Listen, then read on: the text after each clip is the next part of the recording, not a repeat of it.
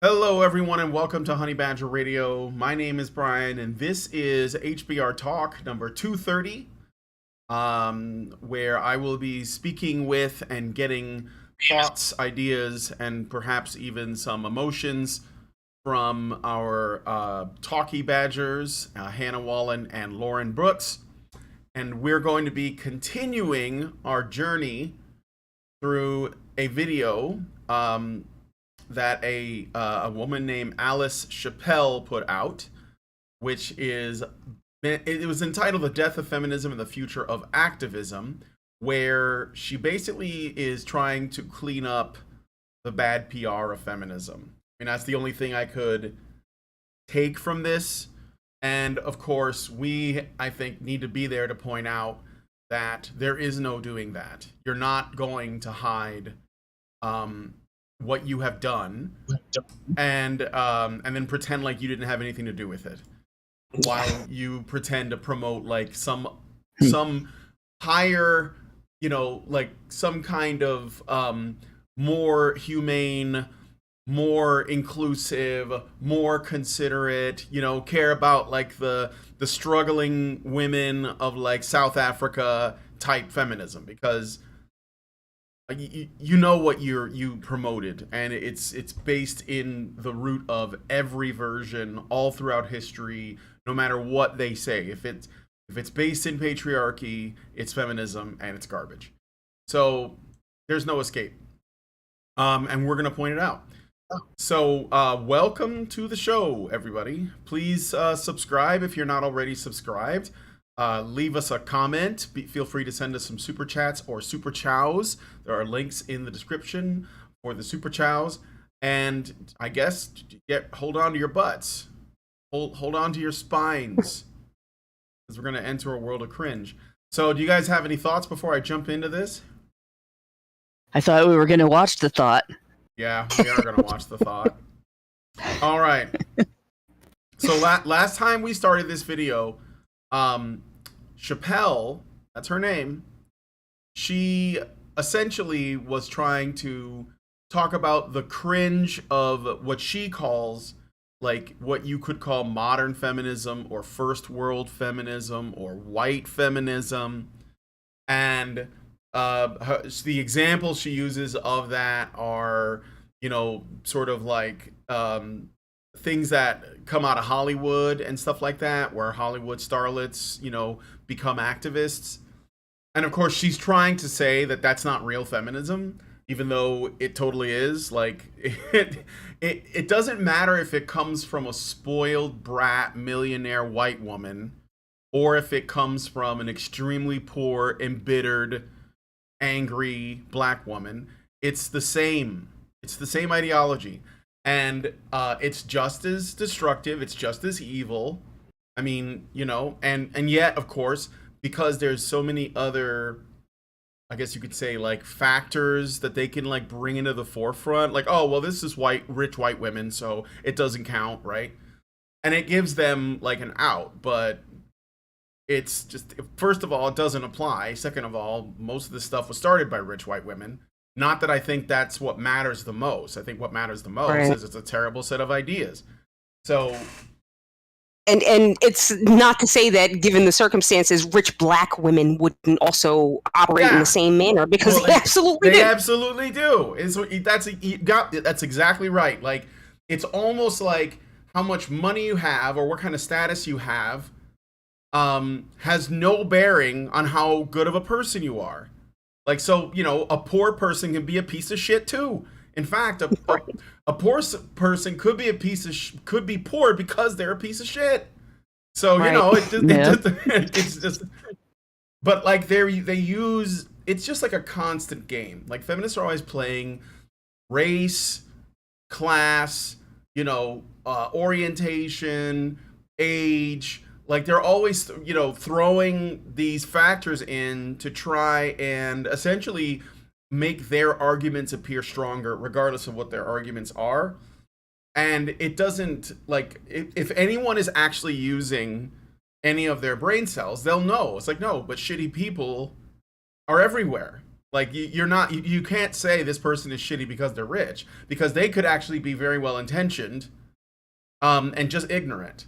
Whereas, you know, someone with less could be a lot more manipulative and sinister. So it's nothing to do with that. And I'm just asking that you guys not get caught up in that, because I see it a lot, and I think it's sort of like playing their game, and I don't think that it's as useful. So just look at the behavior and look at the things that are consistent. So at the end of the first section, which is called cringe, which is what we were looking at, she sums it up, that like kind of privileged white feminism that she's trying to describe as like the popular feminism that everyone knows about, by saying it essentially amounts to Miley Cyrus twerking in front of the infamous Robin Thicke. And obviously, like, you guys might remember that. I think it was a few years ago where Robin Thicke was performing his Blurred Line song, maybe? I don't even know. Yes. Was it? Yeah, yes. And here's the thing. The infamous Robin Thicke, the only people who remember this man's name are people who give a fuck about this song and this goddamn controversy, right?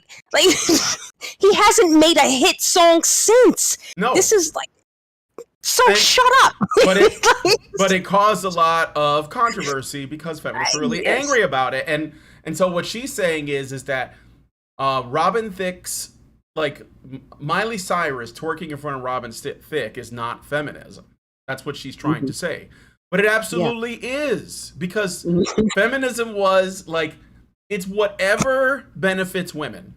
Like that's all it is. Whatever makes women happy, whatever women want to use to basically feel like empowered, which is a vague word anyway, and they're always like using it in different ways. It's absolutely that. So a woman like Miley Cyrus, unless it also makes men happy, then it's bad. And see, that's an important distinction, because there are women who are feminists, and then there are women who go along with feminist things, but they want things that feminists don't want, and feminists get very mad at them. And then if you eschew everything feminist, then they get really mad. Like if you want what we want, then your female desires are not feminist. Right, and I forget who coined the term, but don't they call that choice feminism? Yeah, but right? That's, and actually, or liberal feminism, which I think Anita Sarkeesian was the first person I heard using the term choice feminism, but I don't know if she coined it to make fun of that, or if that was something that already predated her and she just picked it up and said, oh, this is bad because, you know, they're trying to use the word choice to justify choices that feminists don't like. Yeah. And that was what she did. And again, it's because what I believe is happening is that, like, feminism as a sentiment is used by women to justify whatever they want, right? Whatever they want that makes them happy, they will use feminism to get closer to. They may not be feminists, they may not be academic types, they may not have written on it, they may not have been, you know, like thought leaders in the feminist movement, just regular women who basically want something, and so they call it feminism, and then they go get it.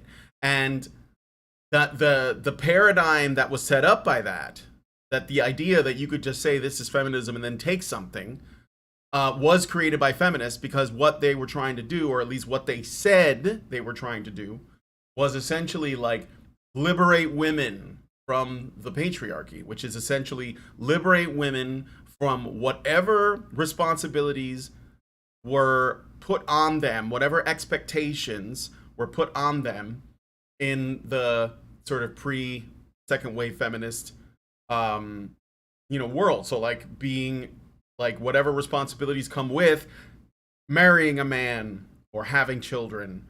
Though there are anti-feminists that'll do this too.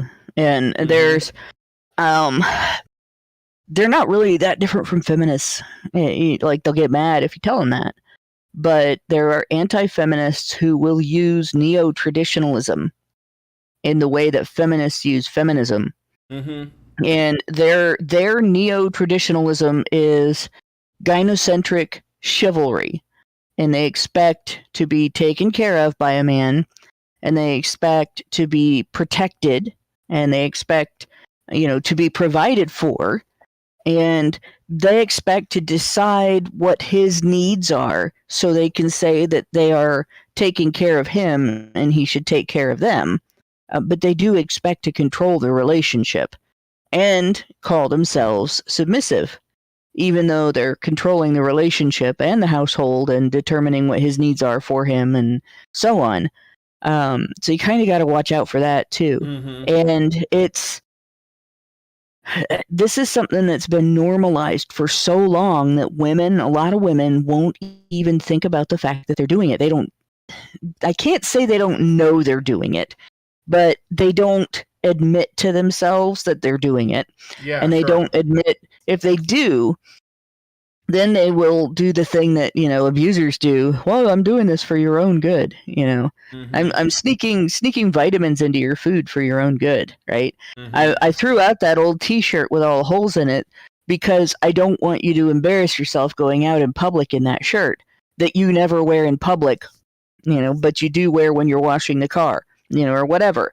And, I made an appointment with the doctor for you, even though you said no, for your own good. Yeah. And more. And that's just as, in some ways, just as bad, because it's taking your choice away. And so you can't blame it all on feminism. Feminism is bad. It has its own bad set of this is abuse of men type things. But gynocentrism is bigger than feminism. It isn't all encompassed by feminism, and so we have to be able to say women can be bad without being feminist. Yeah, right. Well, that's what I was because what I was saying is that women will use like the feminist sentiment to do what they're doing, but it's really just women's actions, right? So.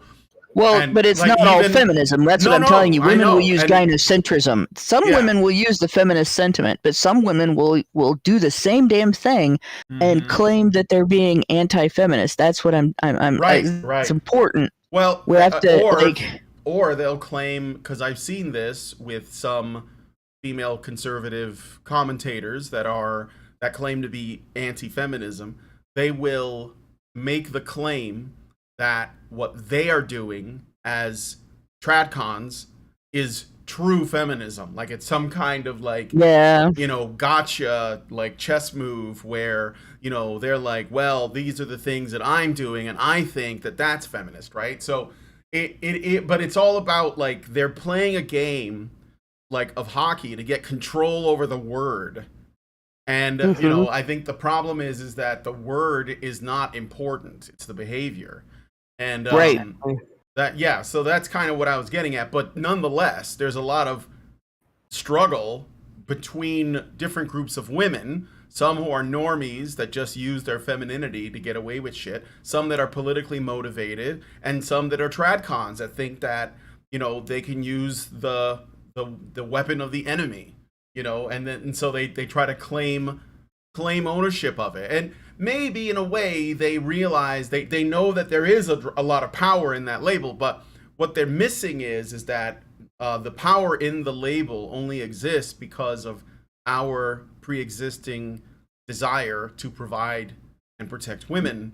So if they can call it whatever they want, but if it means, like it's them asking men to step up, then men are probably going to.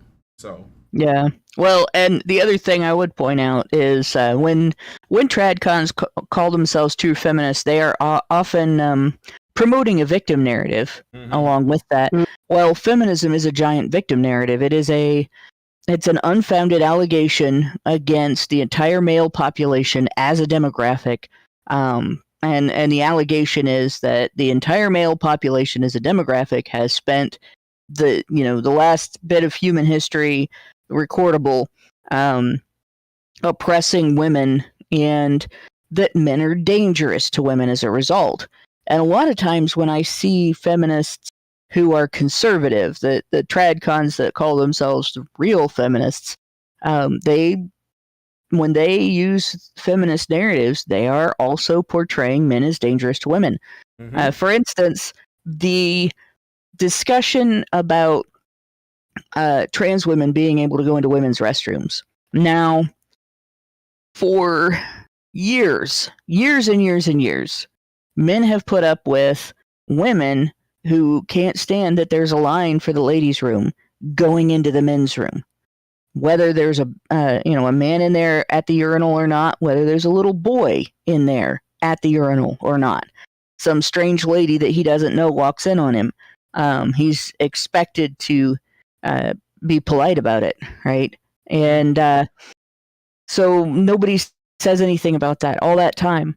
All of a sudden, you see a trans woman in the women's room, and all the women freak out. Because why? They want to portray men as being dangerous. Now, that doesn't mean that there are not predators who have figured out that going into the opposite sex restroom is easier if you identify as trans, even when you're not. But it doesn't make every transgender person that goes into the restroom a potential rapist, any more than it makes any person walking down the street a potential rapist that they come in both sexes, right? So there's a balance you have to strike there. And they portray these people as dangerous just because of their gender, and not for any other reason, because we can't talk about the difference between people who are trans and people who identify as trans because it's convenient. It's too difficult of a discussion to have. Exactly. But they use that victim narrative, right? And the entire TERF mindset is a victim narrative.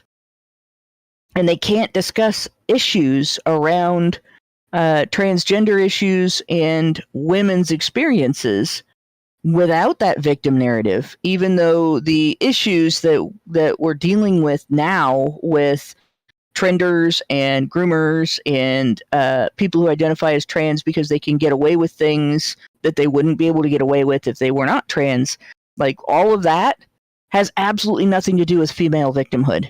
It's an attack on reality. It's an attack on objective reality, and it's an attack on both sexes' ability to use objective reality to make decisions about their lives and their safety and their defense of their safety. Right? It has absolutely nothing to do with women, not just as a demographic, but that's what we get because we allow for the idea that the victim narrative applies to women, and we don't object to it if it's not being used by people who call themselves feminists and mean it. Mm-hmm. So we gotta recognize that the victim narrative isn't just feminist. While we criticize feminism, we still have to be able to criticize that victim narrative too. Yeah. All right, let me play this video. So basically what she's trying to say is that the kind of sex-positive Western feminism that Miley Cyrus represented is like a cringe form, and therefore, her dancing with Robin Thicke is not feminist, but it totally is. Just another brand of it. Okay, number 2, why judging each other might be good. Okay, so this is the part where I'm asking you to be as open-minded as possible, because I'm going to present opinions that can be challenging, that you might not agree with, that I don't fully agree with myself, but we are here to challenge our beliefs, to learn, and part of it, in my opinion, is confronting ourselves with things that may be uncomfortable to hear. Sorority. This term has different meanings. With the rise of intersectionality, sorority became kind of synonymous for inclusivity, no matter your ethnicity, your skin color, your disabilities, your sexual orientation, your religion, we are all in this together. Now, beyond identity, sorority has also become an argument for the acceptance of, let's say, every lifestyle or beliefs. It's the idea that women are constantly judged by society, they are constantly subjected to the male gaze, and so we need to find peace in sorority. Let's not judge each other as women. All right, I'm just pausing it there. Good luck. Good fucking luck, lady. So women are victims of women judging each other because men watch women. Right. And therefore women need more sisterhood, which is closeness with other women and inclusivity with other women in order to stop women from judging each other over men looking at women. That's gonna work out very well. Yeah. Like stepping on a rake. Is it possible? Yes. Is it possible? I don't think it is for these people, but have they ever considered trying to talk about what women like can do or need without bringing men into it? No. Because No. like yeah, right. I mean, because like when I watch videos on men trying to work on like self-development, self-improvement, maybe they're like discussing concepts that they think they're, you know, you don't see anymore, like honor or integrity. They don't talk about women. Like it doesn't, like they don't talk about women at all. In fact, I think that some of the best sort of pro-masculine, or at least like explore, you could say like archetypally masculine discussions that I can find online, like Jordan Peterson stuff, for example, but he's not the only one. There's plenty of other guys talking about this. Doesn't mention women at all. Like, and I'm, you know, and I was kind of like taking notice of that. Like some of the best stuff, it's not like our world revolves around women's approval, right? And I know that for many men, it kind of does. But if you can like separate yourself from that, you'll actually realize that you don't even need it, because once a man is self-realized or self-actualized, or he's like moving, you know, towards whatever his mission might be, he'll probably attract women. So it's sort of like not necessary, you know. But yeah, I was just saying, like, she's just making this about men again, and I'm just kind of like, well, I thought that you were just talking to the ladies. Nope. Feminism is about hating men professionally as part of the giant victim narrative that is used to scam the public for political power and money. Yeah. They fail their own Bechdel test. Yeah, right. She did. Yeah, they do. Failed her all own the Bechdel time. test. Yeah. People in the chat are saying, women judge women because men. Women fight other Yes. women because men, according to women. Yeah, exactly. And that's another thing. Like, I think that she only brought men in to this so that she would have a place to direct blame, even though when women judge each other, men almost never have anything to do with it, right? So there's not a guy standing off to the side going, you know, you guys fight this out, and then whichever one gets gets the win, gets my approval. Yeah, I'll throw the handkerchief on the ground and see who brings it to me. Yeah, exactly. All right. These ideas were part of the third wave of feminism, during which eminent figures like Naomi Wolf and to a lesser degree Gloria Steinem wanted to include more people into the movement, and therefore expanded the definition of what feminism could be. Femininity, as an example, re-entered feminists' vocabulary. The movement ultimately gave rise to what is now known as choice feminism. It's a deeply liberal form of feminism that encourages individual agency. You are a feminist because you can make your own life decisions. If you want to focus on your career, go for it. You want to be a stay-at-home mom, totally fine. You want to have OnlyFans, why not? As long, and that's very important, as long as you are politically conscious. I think we all... All right. Mm. What does that? What does it mean to be politically conscious? Right. What kind of strings come along with that label? Mm-hmm. The ones on the bikini. Yes. The thing is, second waivers didn't exactly. They weren't unilateral. They weren't in lockstep. Like, there were second wave feminists who were what modern feminists would call sex negative, and there were second wave feminists that treated posing in Playboy magazine as a form of protest against Victorian ideas about female nudity and stuff, right? Mm-hmm. Against, it's like the sexual revolution was a feminist thing. Mm-hmm. It was also really bad for both sexes for the most part. The one good thing that came out of it, and it would have happened even if feminism wasn't involved, in fact, it might have happened faster without feminists, is that our society stopped beating up on people for being gay.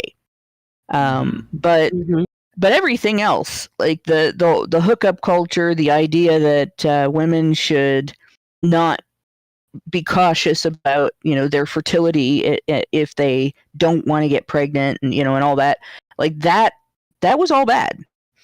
That all came from second wave sex positive feminism that didn't have a name. And then there was second wave sex negative feminism that was anti-porn and anti-sex with men, and that's political lesbians came out of that.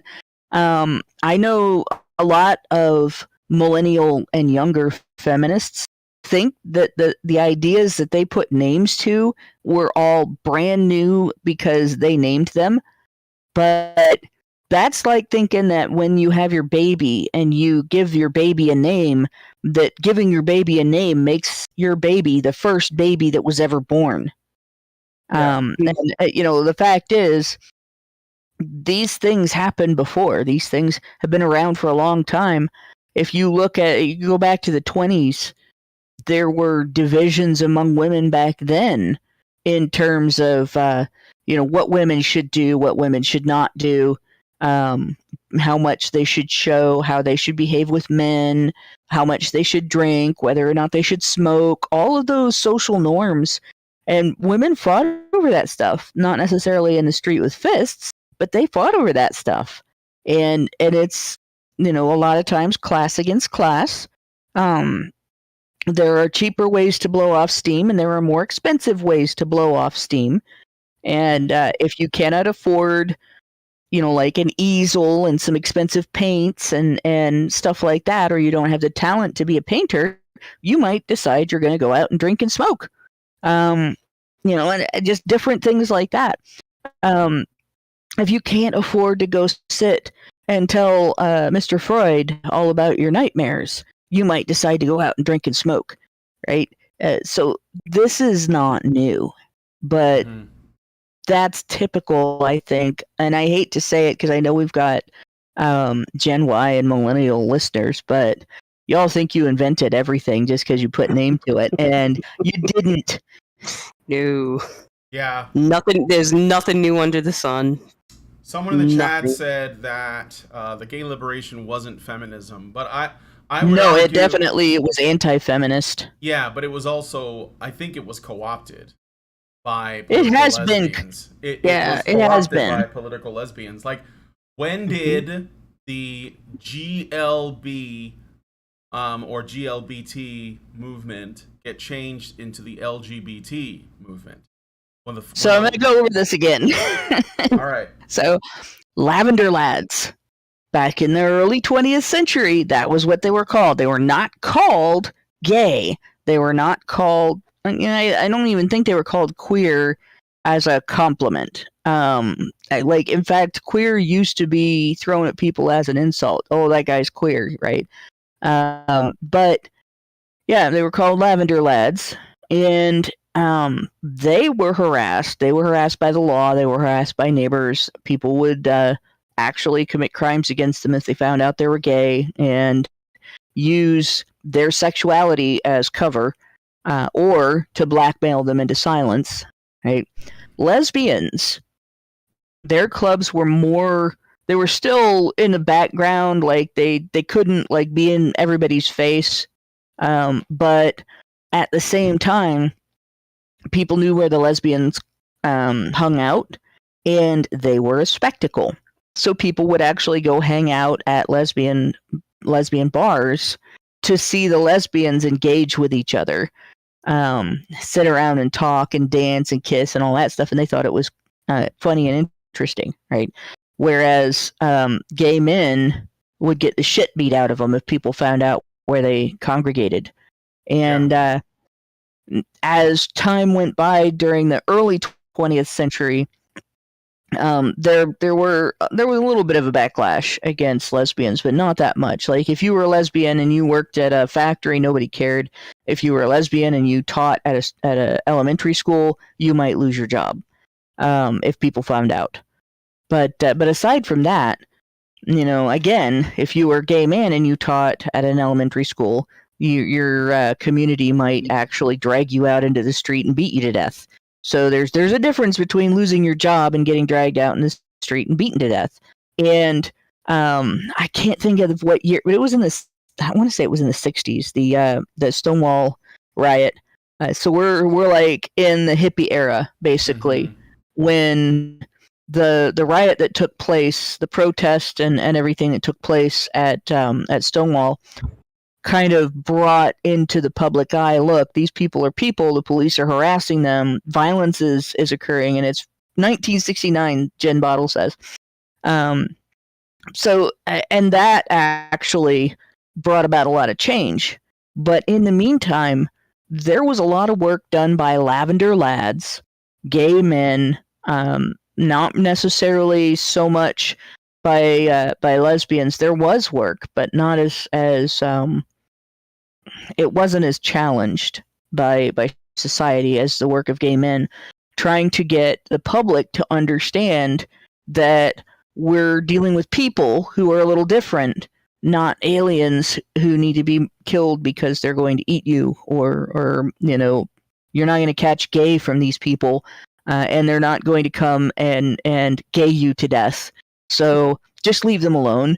And that's basically what the goal was. Clear up into the 80s, when it went from being lavender lads to gay rights to the rainbow movement. It was GLBT for a little while, but it was the rainbow movement as well. And the rainbow movement idea was, by the way, we're not all just white men who are spoiled, right? Where there are white men, there are black men, there are white women, there are black women, there are people of all different, Asians, everybody. Being gay encompasses all ethnic backgrounds, all cultures, and so on. It exists everywhere.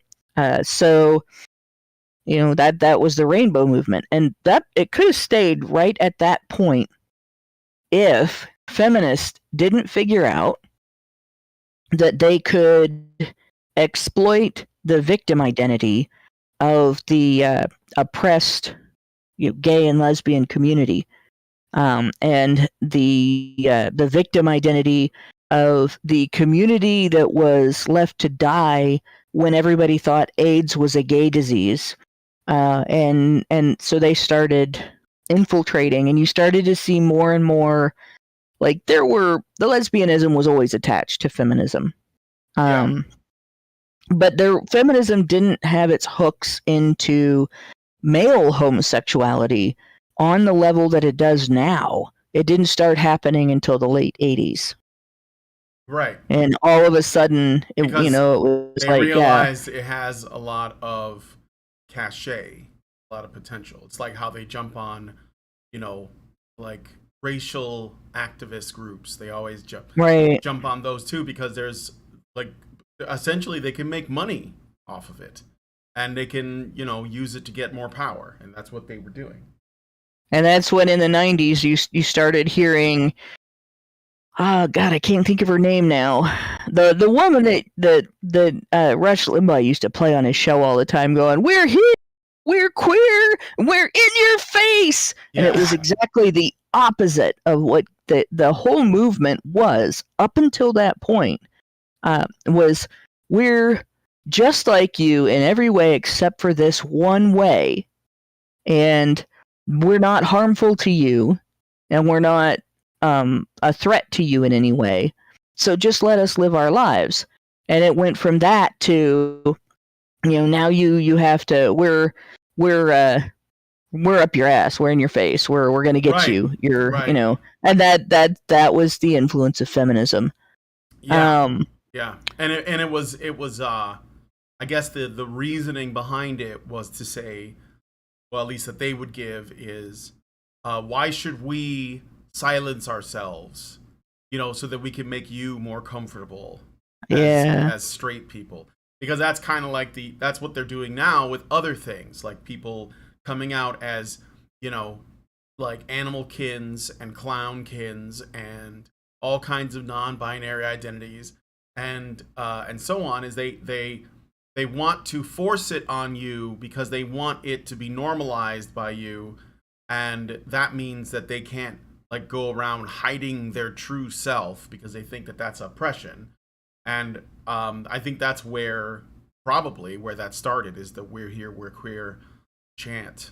So yeah, the truth is, if you got to be in somebody's face, then it's no longer about being accepted, right? It's about becoming dominant and enforcing your ideals and your interests as the norm, right? Which it's not necessary.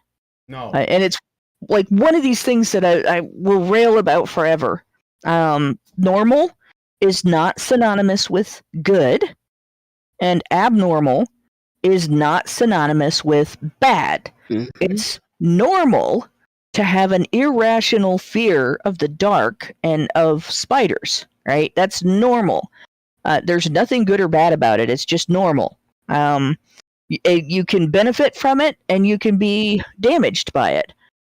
And at the same time, genius is abnormal. It's abnormal to be smarter than everybody else. But there's nothing wrong with it. It's not harmful. It's not bad, right? It's just abnormal. It's abnormal to be stronger than everybody else. It's abnormal because the norm is not that high of a level of strength, but it can be beneficial. So, obviously, being a pedophile is abnormal and bad. So we associate abnormal with bad because a lot of dangerous things are abnormal. But we could have had the argument around sexuality that normal and abnormal are meaningless terms that you can use to describe whether something is common or rare without denigrating anybody. Right. But instead, we're here, we're queer, we're in your face. Yeah. And that destroyed the conversation. Or at least like any kind of, reasonable way we could have dealt with it. But they wanted to be combative. All right, let's play more of the video.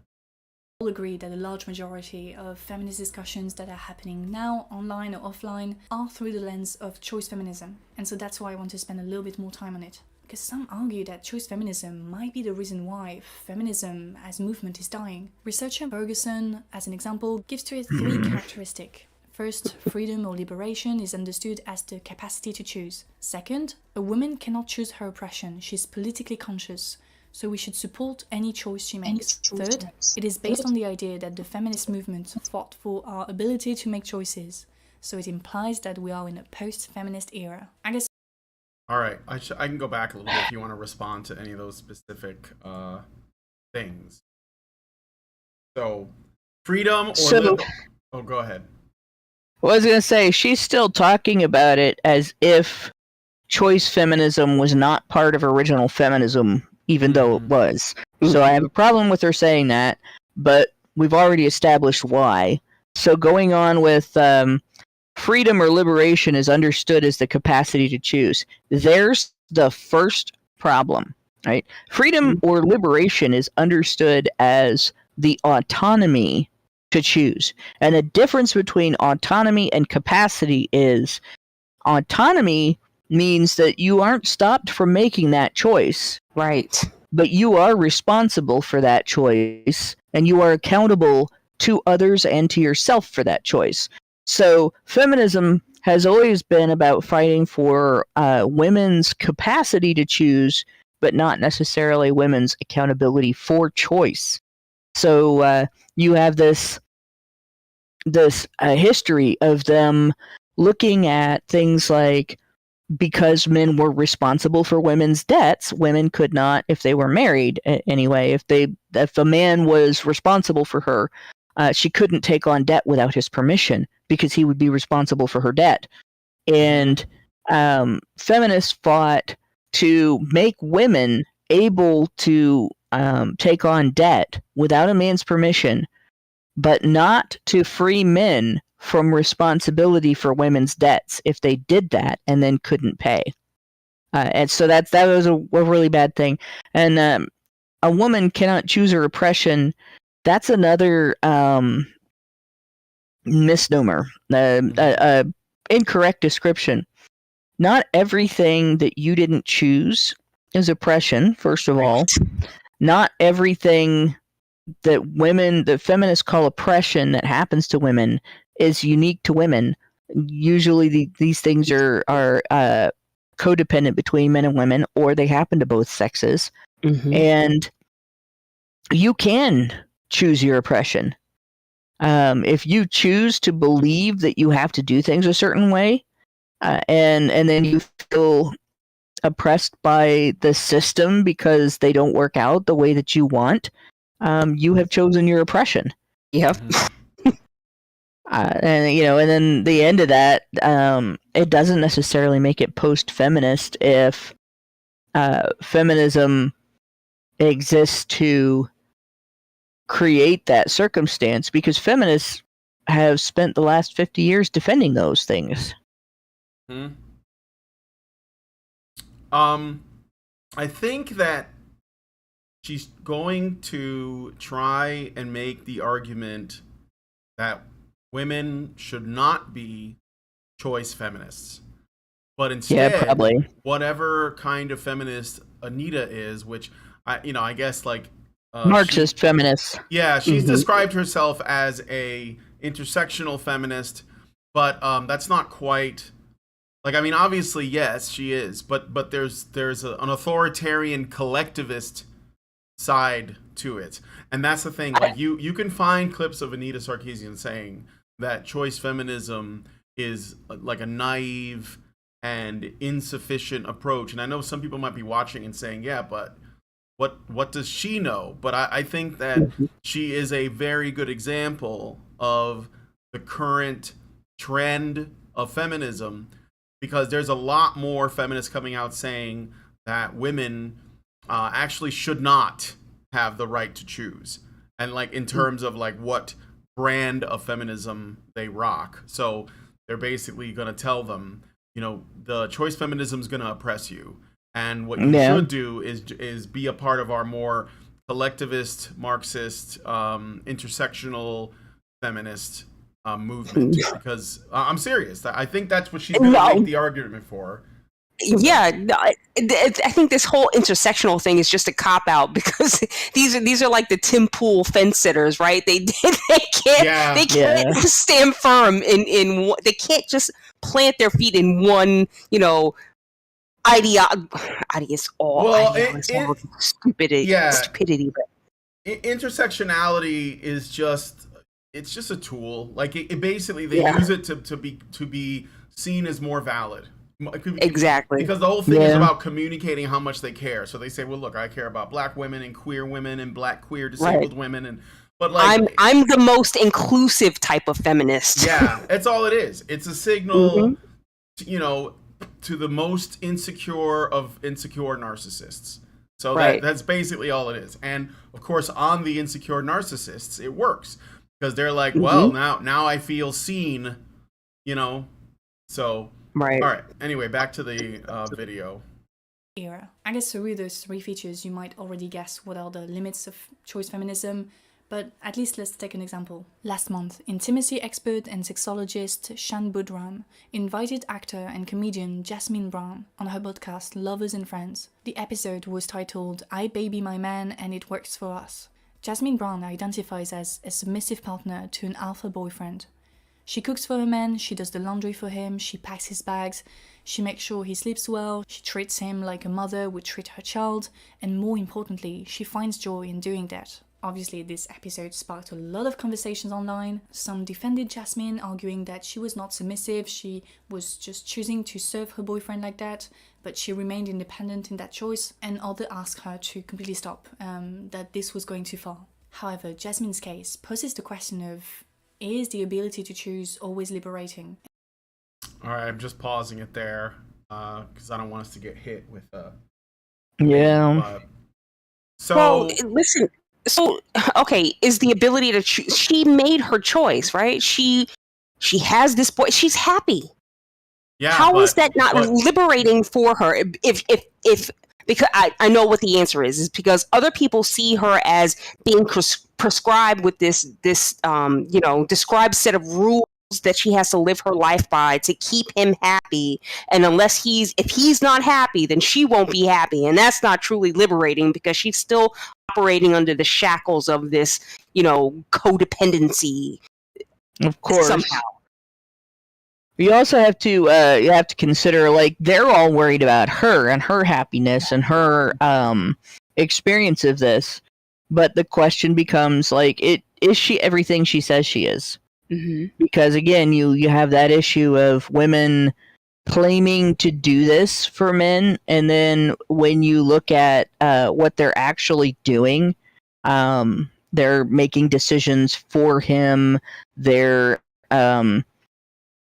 not letting him, guide their care of him.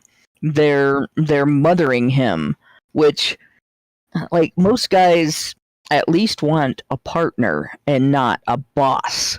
And so there's good and bad in this. It is good to take care of your partner. It is good to give a shit about their welfare, to do what you can to make them happy and everything. Like, that's important, and both sexes do that in a healthy relationship. But what this woman is describing seems less like a healthy relationship and more like a way to control her man. Well, feminists aren't going to see that. They're not going to see what's wrong with that. They're going to look at it. They're going to look at it from the perspective of, how to condemn the woman's dedication to the man, and that's what we're going to see here. And that's what she just did. Basically, was make it out like this woman was victimizing other women by doing this. By doing this and being happy with it, even if she made it clear these are just, this is just her lifestyle, right? And so exactly, she's putting out her beliefs, her values, or whatever in terms of like what she wants to do in the relationship, and other women are judging her. Like, men are, I didn't even know about this because I don't even know who those people are. And my guess would be that it's mostly women that watch that saw that story and had opinions on it, right? So, and of course, because this is what I've noticed about, like, feminists like this person that made this video, like, these kinds of feminists, they're kind of like mid-tier feminists. Their primary concern always seems to be judgment. Like, it's like the one thing that they're like trying to control or avoid or something. So I it's always funny when I see, because like, I guess like there's like the high end, really loud and crazy, like maybe like you could say alpha feminist, which is somebody like a Mona Alathawi or Big Red or something like that. They don't care what people think. They're intending to be like shocking and gross and like rude, and they use foul language and they throw the middle finger up and all of that. And so in a way I kind of respect them because they're just showing us their true colors. Like, this is just what they are. They're just full of hatred and anger, and they want power and control, and they're just putting it out there. They're not worried about the PR campaign. They're not worried about like what men might say about them, or women for that matter. But then there are feminists like this woman who is like, it seems like one of her primary concerns is what other people think about them, think about their movement, and then they will say that that it's actually like they're worried about what people will think of women, but they're really not talking about women. They're just talking about themselves. So, I don't know if that makes sense, but it makes sense. Yeah. All right. Let's play some more. And that's a very controversial question that I'm not sure I can answer. Researcher Ferguson, on the other hand, is convinced that no. She argues that we shouldn't support women who choose to comply with gender roles, with gender stereotypes. We should judge them. And she has a few arguments to back that up. First of all, she says that choice feminism is non-threatening, and to go back to feature number 3, it implies that we have reached the end of feminism as we knew it, since every woman is free to choose what she wants to do. Second reason why she doesn't like... I should pause it and let you guys respond to that. Do you understand what she just said there? Yeah, she's saying feminism can never be done, so we can't start acting like it is.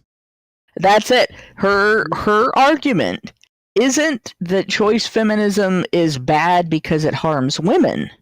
Her argument is that choice feminism is bad because if we have choice feminism, all right, if women are allowed to choose whatever they want and there's nothing left to fight for, then feminism is over. Yep. So she's basically just arguing for the maintenance of this victim complex. Mm-hmm. There's no benefit to it. There's not something that you can say, well, we need feminism because, right? They're not saying this is important because women will be in trouble if we don't. No, just feminism will die if there's nothing left for us to fight for. And the only benefit, therefore, would be to fulfill their need for existence, right? Like, that would be the only benefit, would be to her personally, because she needs to have this thing, because she's got to identify she's got to be the hammer, and she's looking for all of the nails. This is what I've said this myself, where the goal of feminism is simply to perpetuate more feminism. It has nothing to do with women, and it's all about keeping itself alive. Because do you realize how many people, and I mean there are men involved in this too, lots of them, how many people's careers depend on the need for feminism? And I mean, like, in corporate environments, in human resources departments, in recruiting departments, in the entertainment industry, in the media, the news, in the academic space. Like, it goes on, right? There are feminists working as feminists whose job is to be a feminist in all of those industries, and a lot of them make a ton of money. You know, it's funny, she mentioned Naomi Wolf, and I don't know if, like, I'm just curious about this, but, like, Naomi Wolf was, like, a really well-known, famous feminist, and you guys might remember her getting into an argument with Karen about rape culture or something. And of course, Naomi Wolf didn't have an answer to something that Karen said, and she got really pissed. But then, like Naomi Wolf had because the thing is that feminism is ultimately statism, and statism is ultimately authoritarianism, and they know this, and they want this. This is like a way for them to get power and resources, and usually by force through the state from men. That's like essentially what they do, right? They act as bureaucrats in our government. They are involved in, like, making the case for more of this redistribution as lobbyists and as academics and as intellectuals, and so on. So the whole thing it's a scam, right? Top to bottom, it's a scam. It's about making money and gaining more power. And Naomi Wolf was all about that. She was, like, all on board with all of that shit. And then the COVID thing happened. And I don't know if you guys have noticed, but Naomi Wolf became, like, very anti-jab, let's say. Very, very skeptical about that. And then she started to realize that, like, authoritarianism kind of sucks when it's directed at you, you know? So I don't know if she's, like, I know that she's kind of become a kind of, right-wing hero in terms Pariah, of her work with yeah. the... Well, no, not a pariah, because the right has been giving her a platform when the left took it from her, because she basically stopped playing nice with the vaccine stuff. And so it had nothing to do with feminism, but she was a prominent feminist, and then she lost her status, and she's no longer a part of that club. And now she's sort of like an independent rabble rouser that's trying to raise awareness about the issues with COVID and the vaccine. And the thing is, I think it's interesting. I don't know if she's still a feminist. She probably is. Like, you don't give that shit up overnight. But but I do think that it's interesting that she saw a glimpse of the thing that she was supporting with the COVID stuff. So, interesting. Yeah. Even Karen was impressed. Really? All right. Yeah, she was like, I mean, like, at least on that issue. You know, we don't know what else, but. All right. Anyway. Yeah, it's up in the air. Well, because anything that you see her in now, I do watch the videos when she's on, and it really is strictly just about, the COVID stuff. She doesn't really talk about feminism or, situations like that anymore. So I don't know, but I wouldn't put it past her that she's still. Oh yeah, I mean, again, on the ground. It just depends. Like, she gonna, because like if it could benefit her again, she'd probably go back to it. All right. Anyway. Feminism as we knew it, since every woman is free to choose what she wants to do. Second reason why she doesn't like choice feminism, and something that made me think for a little while, is that it goes against what feminists since Betty Friedan in 1963 have done, namely to bridge the personal and the political. That was almost the motto of the second wave of feminism. The personal is political. That means the discrimination you face at home, in the private sphere, but also at work, is political. Well, choice feminism tends to depoliticize the personal because no one should judge what you do in the private sphere. Following Ferguson's argument, we come to the conclusion that choice feminism is actually anti-feminist, since it promotes a fear of politics and prevents women from having difficult yet necessary discussions. So, choice feminism is actually anti-feminism. Yeah. Yeah. You're not allowed to make up your own minds, ladies. It's just one hive mind. Just come on, join the Borg. We have medical insurance. We'll take care of that kid. We also happen to have a complete list of all of the things that you're supposed to support and what priority it has. Yep. And if you are not on board with those specific ideas, then you can't be considered a feminist. And those ideas are all wrapped up in victimhood and man bad, woman good, and give me money. Being able to live your life the way you want is actually bad for us, so you can't do it. It's bad for women. Yep. It's my choice. End of the conversation. We'll nuance all of that a little bit later, don't worry. But first, let's take another example of someone who tried to judge in the frame of choice feminism and see what it looks like. So we're dealing with former Facebook CEO Sheryl Sandberg and her book Lean In. Sheryl Sandberg is a corporate feminist. She's also a product of neoliberalism ideology. In her book, she explains to women that internalized misogyny is the cause of their lack of representation at higher positions, and that they pull back on their career ambitions too early before they get a child. So technically, she openly judges women. But in the process of teaching women how to gain confidence, ask for that pay rise, she also do not want to offend stay-at-home moms who do a, quote, important and demanding and joyful work, and repeatedly express gratitude for men who facilitated her career. All right. So Sheryl Sandberg, I think she's the CEO of Facebook or someone important. I remember. Possibly. I remember the name. Doesn't matter. She's a high-ranking executive at Facebook. Notice that this girl called her a corporate feminist. I think that she's going to criticize her. And whenever I noticed that an easy and lazy way to criticize is to just invoke the word corporation or corporate. Yeah. But it doesn't actually like address a real argument. It's just used because it has an emotional effect on the listener, and they're like, "Oh, corporations, I hate them," and then they stop thinking. So yeah, all it means is that she's one of the successful ones, right? She's a feminist with a very big paycheck. That's all it is. Yeah.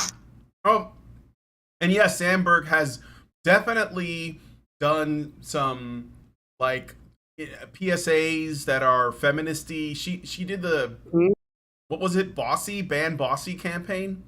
Yeah, that was Sheryl Sandberg, right? What was the purpose of that? Well, I don't think it's because she didn't legitimately think that it was, like a good thing to do. I think that she probably did.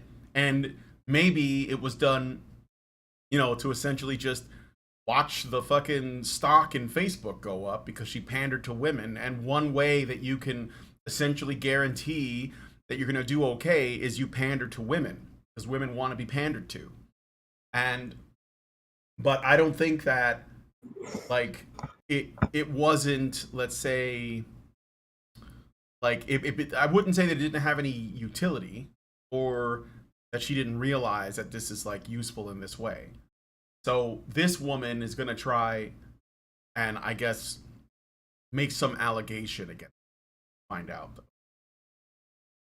As Sandberg's book shows, there is discomfort in criticizing women because, we might be indirectly criticizing a friend, a mother, someone we know and understand and care about. Ferguson states that if we suspend judgment in the context of our personal relationships, we seem to be failing in courage as feminists, for feminism is precisely about reimagining and reworking the personal.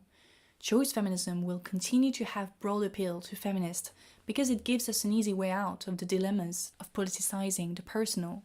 She concludes that what is ultimately being expressed in a choice feminist position is a fantasy of a world without politics, a world in which we are never called upon to defend our views to those who disagree, in which we never offend anyone because we tolerate everyone, and in which we do not attempt as a collectivity to bring about structural changes. All right, just pausing it there. So, you guys have any thoughts on that? Yeah, so you mean these are women that make choices about how they're going to live their lives because it makes sense to them, and maybe it just doesn't make sense in your fucking feminist brain, and that just doesn't fit for her, right? But how is this is a break from reality for these people to see women actually go out into the world and do something that just doesn't look like what they want them to do. They're trying to justify controlling women. So the woman that's exactly it. Yeah. The woman that she's quoting is basically saying everything is political, everything is a constant fight, and that fight is with men, patriarchy, the existing system, and women can't simply be passive, like, observers. They can't. They have a responsibility to other women, and they have to be politically conscious, right? Well, and it's a specific responsibility. It's a responsibility to feminism, not like if you're supporting or being even just nice to women who are non-feminist. You're not fulfilling your responsibility to other women. You are shirking your responsibility to feminists. Yeah. And so this is why this woman is making these critiques of choice feminism, because choice feminism is essentially like, and I don't even want to give it this kind of credit, but it's basically the closest thing to just living in a liberal, like, civilization where women can choose to marry men and start families, or they can choose to start their own business, or they can choose, like whatever, right? The closest thing to a meritocracy, right? Yeah, well, yes, except, and this is why I am going to call it liberal feminism. Men don't have those choices. Right. They can make those choices, but if a man says, I think I want to be a stay-at-home dad, he can't demand that society provide him with a wife that's going to work and like Right. support him willingly. Okay. Right. Now, you might meet a woman that would be willing to do that, but the odds are not very good. So in general, men, they have the same responsibilities and expectations that they have always had, which is get a job. So, Yeah. you know, And historically, men have never had the ability to just find a woman that wants the guy to be a stay-at-home dad and she would work. Right. Exactly. So, and even when they say they do, they change their minds later and then they hold it against him. Mm-hmm. yeah. My husband's ex-wife did that.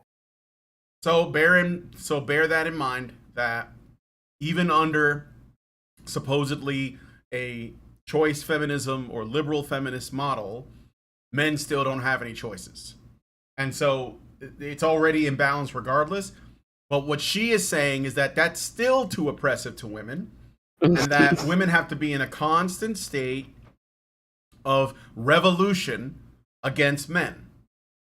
Well, and the whole goal really is, it's a Marxist goal. It's a collectivist, authoritarian management of the public for the idea of a greater good, right? Yeah. Not necessarily a real greater good, but what they'll tell you is a greater good. And it's not necessarily really about what benefits women so much as it is about using the claim that it benefits women to gain and maintain that control. Yeah. Yep.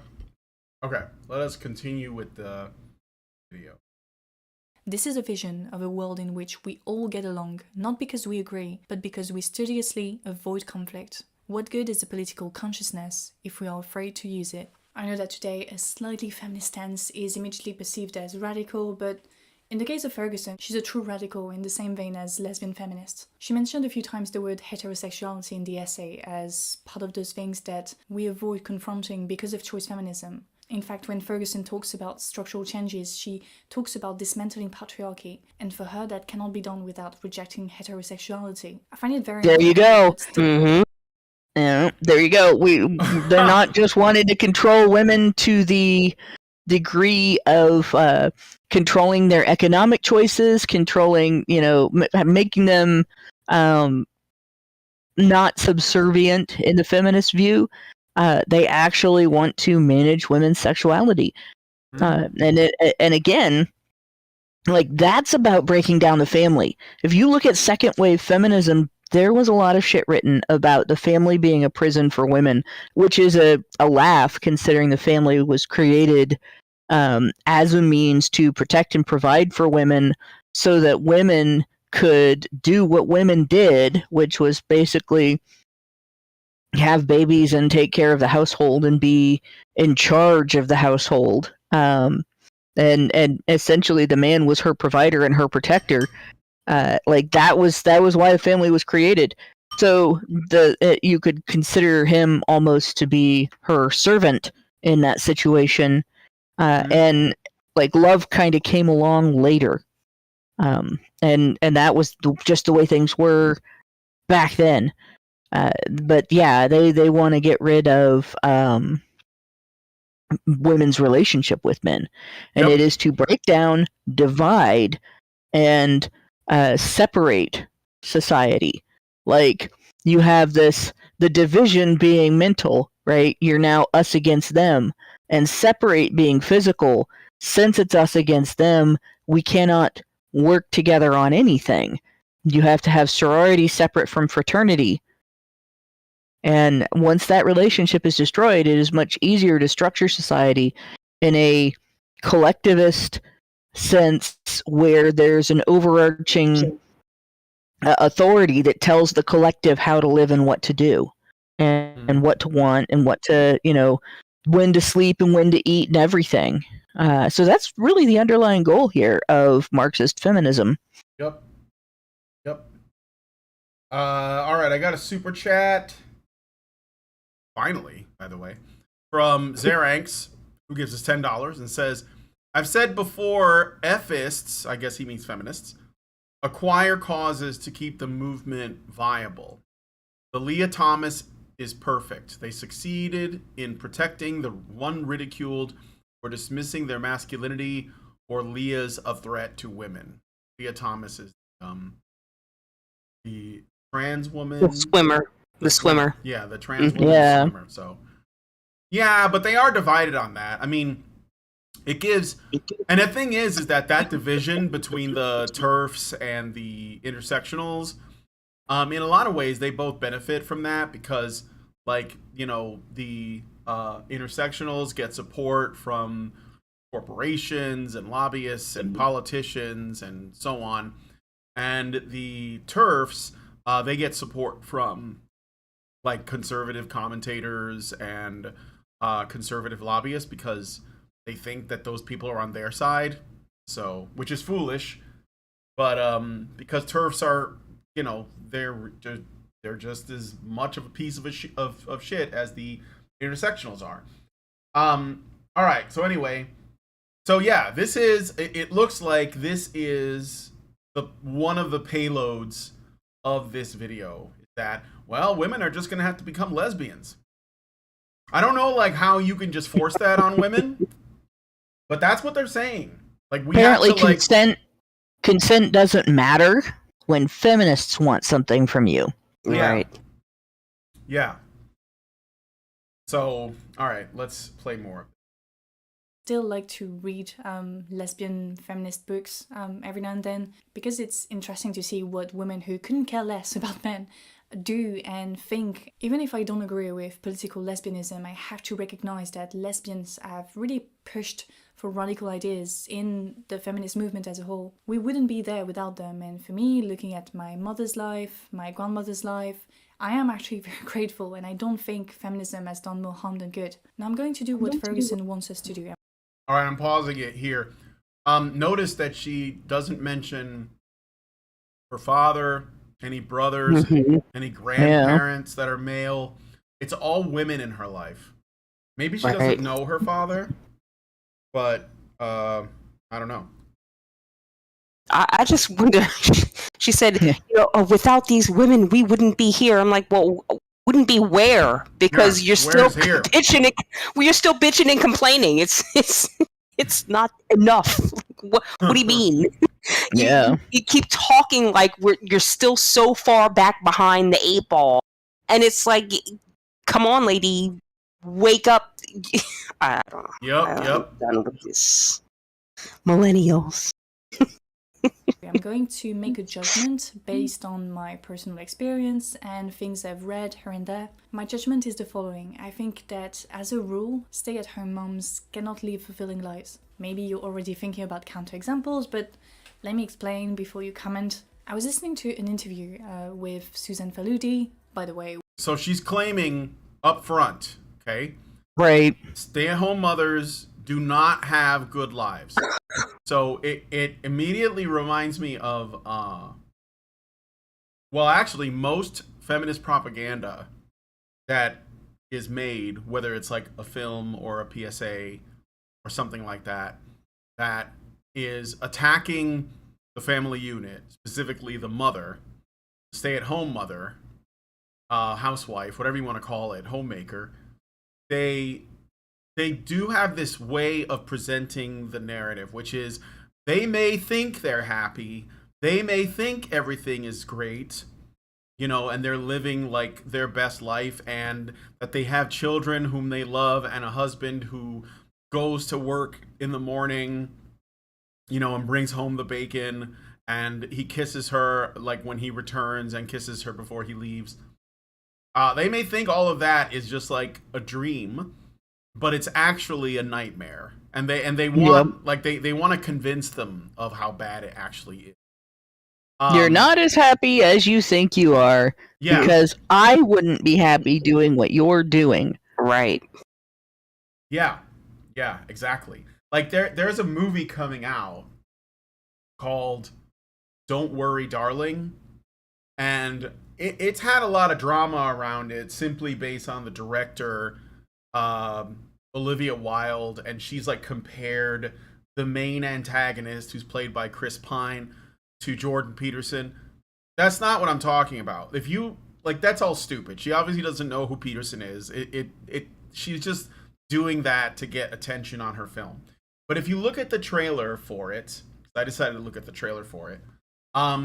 You learn that it's basically just, and this is the saddest thing, like being an actress turned director has got to be one of the most pathetic career moves ever, because almost like without fail, when an actress becomes a director, the first thing they do is try to make some feminist movie. And whenever they do, it's either I'm going to make a movie and I'm going to turn all the women in the movie to men, but they're going to look like women, but they're going to act like men. I'm going to pretend like that's empowering. Or I'm going to make a movie that takes place in the 1950s under maximum patriarchy, and, you know, the men are going to be just really shitty to the women, whether it's a twist. It's going to be a caricature of the 1950s, in other words. It is. It's going to be an extreme caricature. And you know, and it's always the same. Like, they always do. That's like, you know, Mad Men and so many other things. They don't really encapsulate what life was like, but they put on the veneer or the textures of the skin suit of, you know, of the time period, and then they like present a bunch of sinister shit under the surface.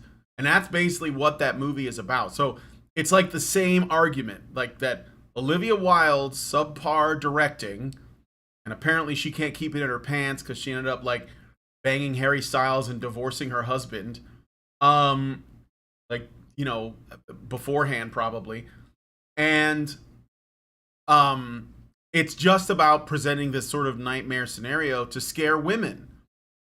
So it's crazy. You know what I mean? Like, how nuts is it that you direct a film about how awful it is to be married to a man, and then your husband is like right there. He's like, so what are you doing a movie on? I forget his name, but like, and then she cheats on him with another dude that's supposed to be in the movie, and then divorces. Surprise. Yeah, and then divorces him. I think it's like Jason Sudeikis or something. I'm not positive. But Brian, did he eat the last peach? You know, that would do it. That is the straw that broke the camel's back. But yeah, it's crazy. So just noting, you know, I bring that up only to say there is a pattern. You know, you can see it over and over. And yeah, so like, just, I wouldn't be surprised. All right, so Susan Faludi. What are those unintentional ASMR videos? It's very weird because they added some extra sounds to make it more ASMR, and there are a bunch of other videos like that, but whatever.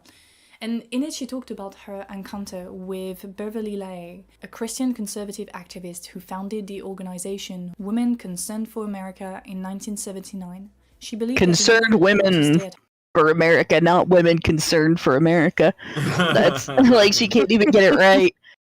Yeah. But that's a feminist organization. It's a neo-traditionalist feminist organization. Like, they were, at least back in the 90s, I remember them being anti-gay. They were like very religious conservative, not just, you know, traditionalist conservative. And yeah, they treated homosexuality as a form of misogyny.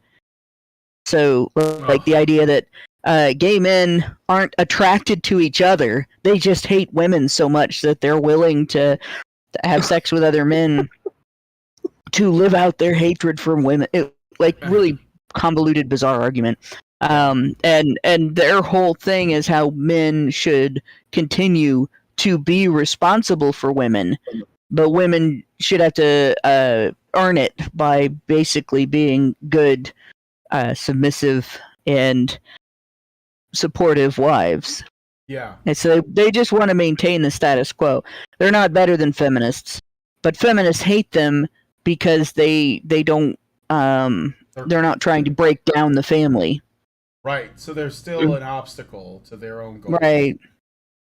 All right. Okay, so let us continue. At home, and that it wasn't in their nature to be ambitious. However, when Faludi was invited to come into her office, she discovered that nobody was allowed to talk to her without Lai's permission, that Lai just named herself president for life. Later during the interview, an assistant came into the office to go through the president's travel plans. She had been to Latin America many times in the past few years. Faludi was both surprised and amused by the woman, a conservative woman who loves power, who loves to get out of the house to travel. She embodied a contradiction that allowed her to remain in conservative circles, so among her people, while fulfilling what Faludi describes as a basic human need to get out of the house, be part of the world, speak up, and have people listen to you and recognize you and appreciate you. Similarly, there have been these... Why couldn't housewives do that? I mean, what do you think? Like, why do you not think that? Yeah, go ahead. Feminists think that homemakers, which is a much better term for what people call stay-at-home moms, they created the term stay-at-home mom to disparage homemakers as women who are chained to the kitchen. Mm-hmm. But homemakers do not necessarily stay at home. Homemakers take care of the home. They prioritize the home. They don't have to do a job to earn money outside of the home. They're active, but they prioritize They prioritize their families, and they do things in the community that are to benefit their family.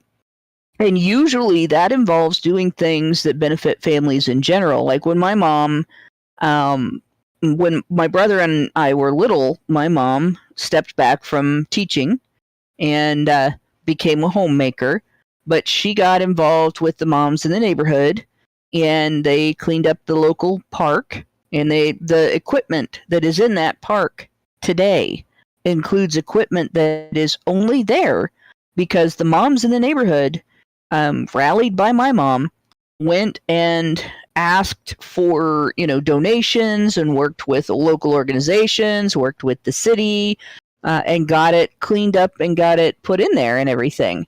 So, like, those are things that they do. They go to PTA meetings. They keep in touch with their children's teachers. They go out and they'll get involved in other organizations, local historical societies, any kind of, like, if a bridge needs to be replaced, you might find a mom's group going to your city council and going, hey, this bridge is dangerous. The kids are walking to school on this, and it's going to drop them into the river.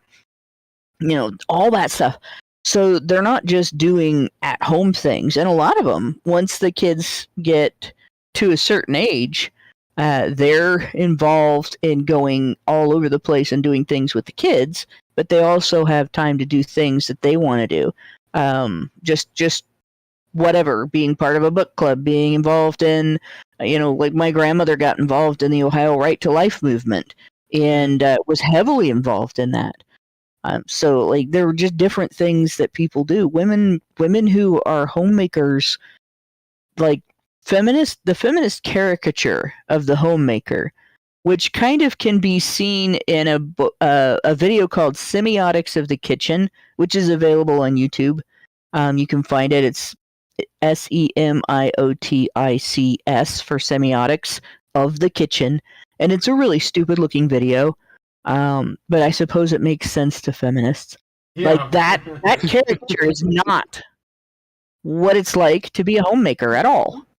Probably not. It's like when in the 1950s and 60s, and even the 70s, well, that's what they're trying to claim now, because they basically believe that this is true of all advertising for housewives.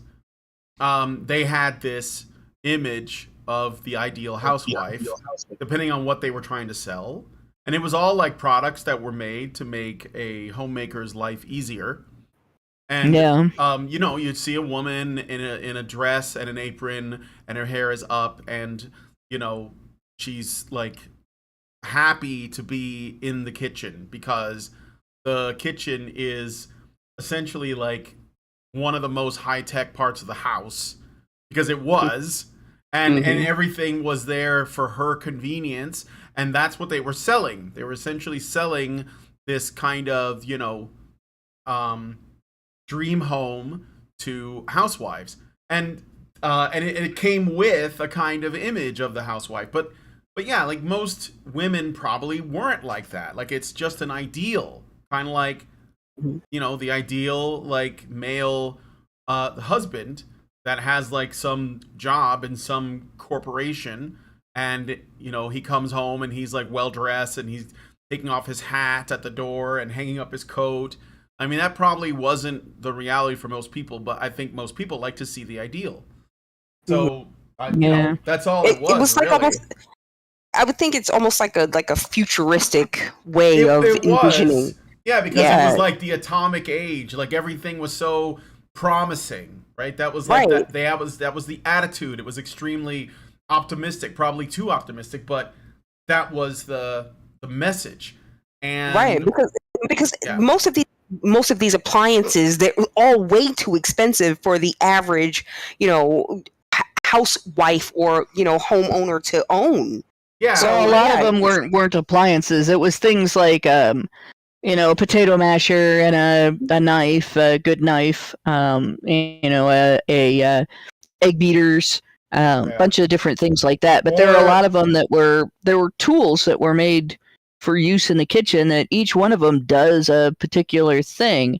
And what's funny is by the time that video was made, that there were a lot of appliances that replaced those things. Like in the 50s, yeah, you could use a potato masher and you could use a egg beater that you had to hand crank and everything. Yeah. Or you could get a food processor and you could use it to do those things more quickly. You'd use electricity that was produced by coal that was dug out of the ground by men, and that was used in a power plant to create the electricity via work that was done by men, and then it would be delivered to your house via power lines that were put up and maintained by men at the risk of their lives if they fucked up.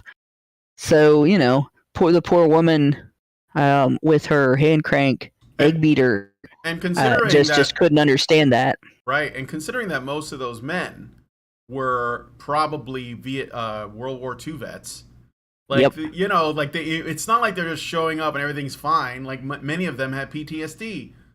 So, but they still were like, well, I want to find a wife, I want to marry her, and I want to start a family. And so they would just do their best, right? And well, if you look at old planes from the Air Force that, you know, fought in World Wars, a lot of times what you will see on the side is a reminder: I'm fighting for this. This is what I'm fighting for. It's what I'm going to come home to. And rather than being a great big American flag, it was a pinup girl, the girl next door, in a cute outfit. Yep. Right. That was to remind them what they were fighting for. To protect the women of America. That's right. That's what they were doing it for. Exactly. It was more effective than the American flag. So the other thing I was going to mention before I forget is, you know, it's sort of like a reality about women. So I think that in these days, because, like, you know, there's a lot more social pressures to be against these kinds of things. But in those days, I think a man proposes to a woman and they decide they're going to get married and they buy a house, and they're, you know, talking about kids. And this is like the ideal. This is what, you know, probably was pretty normal, but I think it was also what men and women were both looking for. Like, a man was looking for a good woman that he could wife up, and the woman wanted to be wifed up by a good man, and then they wanted to buy a house and live in the house, right? Once they're in the house and it's their house, the thing is that she's talking about how women can't travel, they don't get to go anywhere, you know, they're just basically chained to the stove. But you know, not only is that not true for all the reasons we've already talked about, but in the cases where it might appear to be true, it's actually because once women are married, and especially when there is a discussion or even like the start of a family, they get very attached to home. So like women start nesting, they start making the home exactly the way they want it, you know, for their children and whatever else, like if there's a dog, you know, whatever, right? And I think that one of the things that we like don't want to acknowledge for some reason is that once you have your home the way you want it, like most people don't want to go anywhere else. You know, like for me, I like getting out of the house every so often, but I love coming home.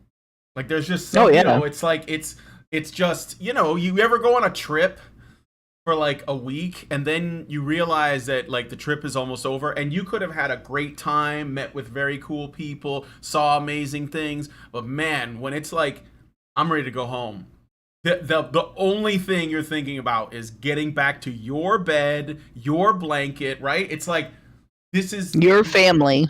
Yeah, your family, yeah. Right? And I think that she's trying to she's kind of like overselling how bad it is not to get out of the house. And this is the reason why I'm bringing this up, because I think that women, like, they love having control over their space, over their home. And if it is the way they want it to be, then that's kind of like what they're going to prefer. You know, like that's the space they want to be in. So, and maybe, I don't know, maybe that's part of the problem with like what's going on now with single motherhood, because I don't think single moms ever have time to make their home their own. So they just kind of remain in a state of transition and they just kind of live as it is, which is why, like, you know, these homes, they don't own them. They can't do anything to them. They're usually townhouses or Section 8 or some kind of government funded apartment that they can't actually alter, and so they just kind of stay there, but they don't get that same nesting, like, you know, experience. So that I'm sorry, that's just like an aside, just something I'm thinking about. But I do think there's something to the idea that the idea of home is something that this woman is leaving out, because she probably doesn't think that it's anything except oppression. All right. Yeah, she does what. Oh, sorry. She thinks that if women, if she thinks that she can convince women that if they serve their own interests and their own families, that the unit that they are part of is their household and not the collective, that it's oppressive. But if they serve the collective, it's not. And it's an important distinction. And feminists do this all the time, and it's weasel words. They will not tell you that you are serving the collective. They will treat you like you're indebted to the collective. Mm-hmm. Then that's how she gets that past you. Yep. Lives going on for quite some time.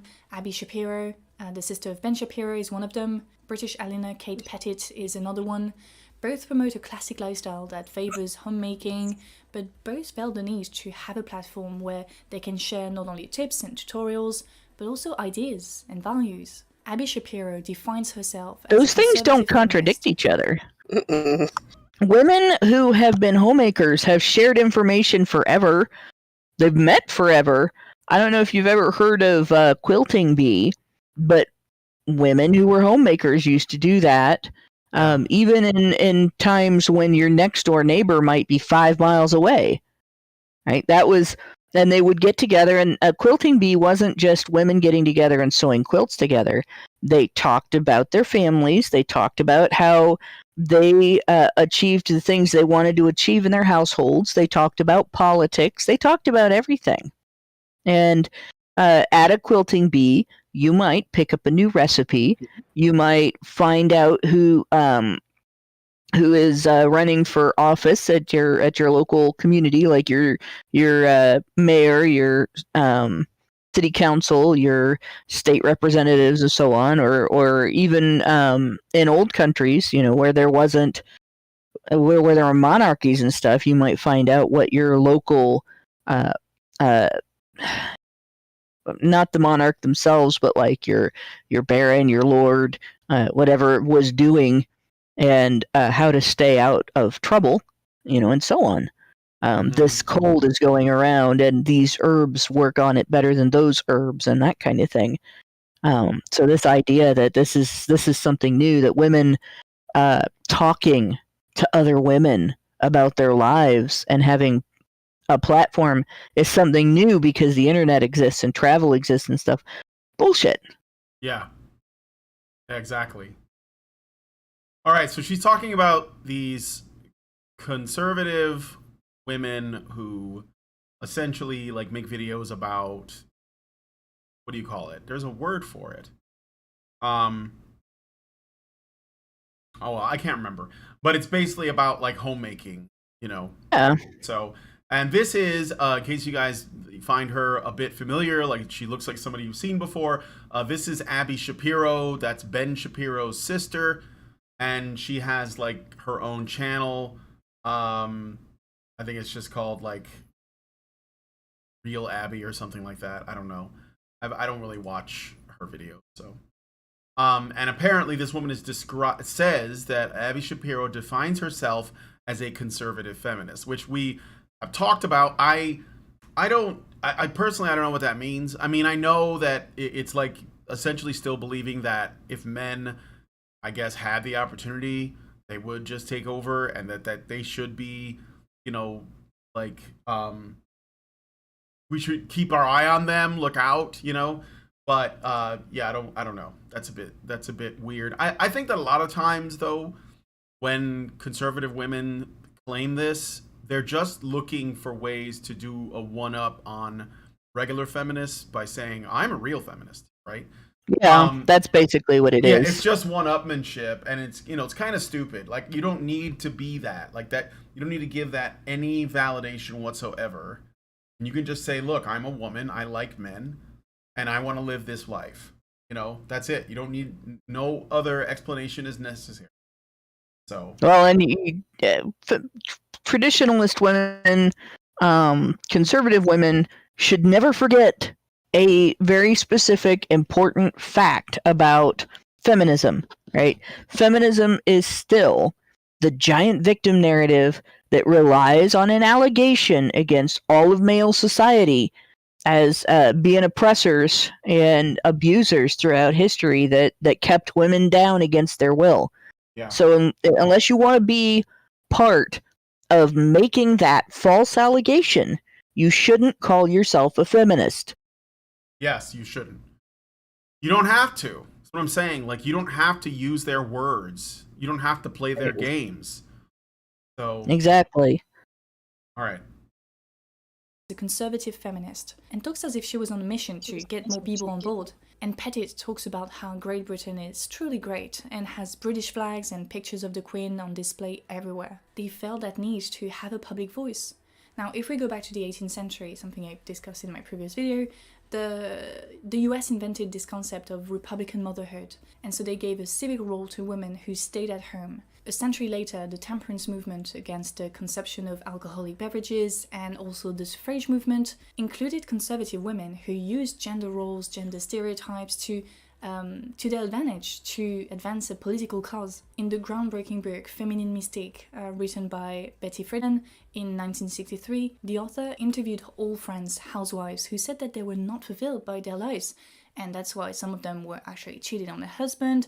In terms of personal experience, I'll always remember that time where it was the end of tennis season in June, and we gathered the most active families in the club to organize a barbecue. There were a few tables, and the women sat at one table in particular while the men were dealing with the barbecue. And so I sat there as well, and I started talking with them. I didn't know them much, so it was a great opportunity for me to learn more about them. None of them were housewives, but most of them devoted a lot of time to their family, to their kids, to homemaking. And I'm not even kidding, it only took them 5 minutes to go from small talk to start complaining about their husbands with a "that's the way it is" type of smile. They talk. All right, I'm just pausing it there. That's women do. Commiserate. Yeah, Right. This is something that women should not do, period. Right? Like, I guarantee there are things I do that my husband does differently, that if I got hung up on those things, of course I would get annoyed, but why would I want to do that? Mm-hmm. You know, we do a lot of stuff different. Well, and some of it, like, he cooks differently than I do, and I really like it when he cooks because he's a better cook than I am. And I've actually learned a lot from him, so we don't cook as differently as we used to. I grew up in a household where food could be too spicy without being very spicy. And I wouldn't necessarily say everything was bland, but I think a lot of people might. But in any case, like, there's just things like that. Like, you learn stuff from each other. You do things differently, and you have a blast. If you're smart, you have a blast learning those things and enjoying the changes. But a lot of women get hung up on, if you don't do it my way, you're doing it wrong. And if you're doing it wrong because you don't do it her way, then she's never going to be happy because everybody does things differently. Yeah. So, so she's basically saying, I got together with some women and they started complaining about their men. And I guess that's supposed to be like a case for something, because that's just what women do. Women complain about everything. Well, yeah, because their whole thing is focusing on what is wrong and then just talking about what's wrong until some man comes along and makes it right. So I got some super chows. Tipperino for Badgerinos gives us $10 and says, thanks for everything. Allison calls for aid and I shall answer. Thank you, Tipperino. Meredith G gives us $5 and says, honey for the Badgers. Didn't feel like giving money to Mama Susan tonight. Thanks for the conversation, dissecting the collective narcissism of feminism. And go into chows, super chows. I have to make sure that I have the Rumble open. USB Violator gives us $5 and says, Brian, is Maximum Patriarchy the modern version or the modern reboot of Maximum Overdrive? Yes, Maximum Female Overdrive. Yeah, right. Because patriarchy is really female driven. Yeah. What feminists refer to as patriarchy would not exist if women didn't demand it. It's true. Okay. So now that I've read those, thank you guys for the super chows. Let us know if you want to send some more through. That's feedthebadger.com/justthetip. All right. And it's in the description too. So let's finish this off. Talked about their lost dreams, lost opportunities for the demands of family life. It was both extremely interesting but also very disheartening to be there and hear that. It has become so natural for women to sacrifice what they have built, their dreams, for a family, for a relationship. I almost made that mistake myself, and I still hear this little voice inside my head every now and then, questioning my life decisions because, maybe that will prevent me from finding someone or building a long-term relationship or whatever. So that was my judgment on Housewives, and I guess what Ferguson would like me to do maybe would be to, make a video about it, but I'll never do that. Not because I'm scared of having people disagreeing with me, that literally happens all the time, but because who am I, a white Western woman, to decide what feminism should look like? Exactly. Who the fuck grief. Who are you to decide what anything should look like for anybody but yourself? Well, remember, she still made like a half-hour-long video telling people what it should look like. She's just covering her own ass because she is like essentially trying not to piss off the intersectionals that will read this. But ultimately, fuck the intersectionals too. So, that's pretty much what needs to be said. This is just more of the idea that feminism cannot be about choice, that feminism has to be about women being managed as a collective, micromanaged as a collective by Marxist leadership. Right. Yeah. And I mean, this idea that, women, these women who chose to be housewives, that they sacrifice something. Well, yes, in life you have to sacrifice some things if you want something else. You know what I mean? And that doesn't necessarily mean that the choices that they made are therefore detrimental to their overall well-being. Right? They made these choices. Yes, they might have sacrificed a career that could have, taken them to whatever, the different countries and travel, whatever, right? But they chose to have a family, which opens up even more opportunities for them, right? But it's not what, if you can't complain about it. It's like you can't complain about it. If you make the choice, then you can't complain about it. If you have a complaint, if there's something that is off a little bit, then it must have been the wrong choice, and you should have made different choices, because that would have made you happier and it would have solved all of your problems. You would never have another problem if you just didn't choose to have a family. Oh. Well, yeah, except it's unrealistic. I think that the thing is too is that I think what her anecdote about these women that she spoke to at this event, they were probably complaining a lot, but they all went back to their families and loved exactly. them. So women are going to complain. That's what they do. That's the reality. But the good ones, they're just going to suck it up. And then be like, yeah, I gotta go back to being a mom, a husband, or whatever else, or not a husband, a mother, a wife, and whatever else my responsibilities are. And another thing that's funny about this is that, again, men give up their dreams or aspirations all the time. And the thing is, they don't complain. They basically maybe they were hoping that they would become an all-star football player, or a famous musician, or an astronaut, or whatever their ambitions might have been when they were young. And they were full of energy and potential. And the overwhelming majority of men, they end up settling into something practical.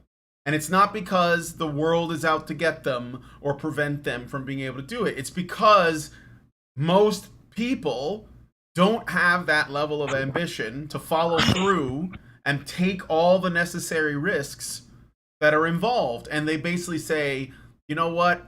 I'm dating a girl. She seems really nice. I'm just going to marry her, and I'm going to start a family, and I'm just going to continue working at the company I've been working at for the last 5 years. And I think this is going to work out. And they do. And that, to be honest, that scenario that I just described is actually kind of a dream scenario today, considering how high divorce rates are, considering all of the problems with families staying together, and all these other problems that, by the way, feminism created. But even then, again, there's this idea that it's only women that give up their endless potential, and that men never do that. They're doing exactly what they want at all times. Seriously, if you're working as a truck driver, or if you're and I'm not attacking those jobs in case there's any truck drivers watching, but what I'm saying is when feminists talk about what they think a dream life is, it's always shit that is completely out of reach for 95% of people, because most of those people don't have the skills, don't have the ambition, don't have the will or the resolve, and essentially they just end up in a position where they're just settling, and it's okay. They make peace with the reality that they're not gonna be, the next Jacques Cousteau because they went to I don't know, a pool once and saw something under the water. People just have to live within their means. And the funny thing is that I think men know that better than women do. And so they they just kind of not that they give up, but it's more they just realize this is probably the better place for me to be. And then they try in some small ways to indulge their passions. So if you wanted to be a painter, but you just ended up being a starving artist, because that's what happens with artists usually, then you're going to be in worse shape if you don't start pursuing something practical. And so men will, but then like when they get time, like time off or on weekends or something, maybe they'll dabble in their painting, right? And that will give them scratches the itch, but it still operates within reality. And this woman is basically saying that because those women didn't achieve all of their great dreams without considering the fact that those men couldn't have done that because they didn't have the option, that's somehow oppressive to women. Or maybe she doesn't think men have dreams. Maybe that, do men even want anything? You're right. Are men allowed to want anything? Yeah. Right. Yeah. They should be. They should, exactly. Absolutely. So, does anyone else have any thoughts on this? This video so far? I'm going to stop it here because this is the last chapter, and it's all about, like, what do we do now as feminists? I'm sure that's What do we do now that everything is over and we have to try to figure out a way to be feminists with all these housewives? Yeah. We got to do something about housewives.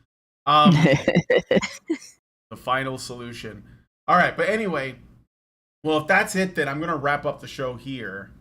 So, I want to know what you guys think. Leave us a comment after the show is up. If you guys like this video, please hit like, subscribe if you're not already subscribed. Hit the bell for notifications so you know when the show goes live. And leave us a comment, like I said. And most importantly, please share this video because sharing is caring. Thank you to Hannah and Lauren for coming on today's episode of HBR Talk. I look forward to seeing your comments in the comment section, and we will talk to you all in the next video. Have a good one, everybody. And also, enjoy your weekend. I mean, it's not until the day after tomorrow, but if you don't see us before then, have a good weekend. Men's rights activists are machines, dude. Okay? They are literal machines. They are talking point machines. They are impossible to fucking deal with, especially if you have like a couple dudes who have good memory on top of that too. Holy shit, you're fucked.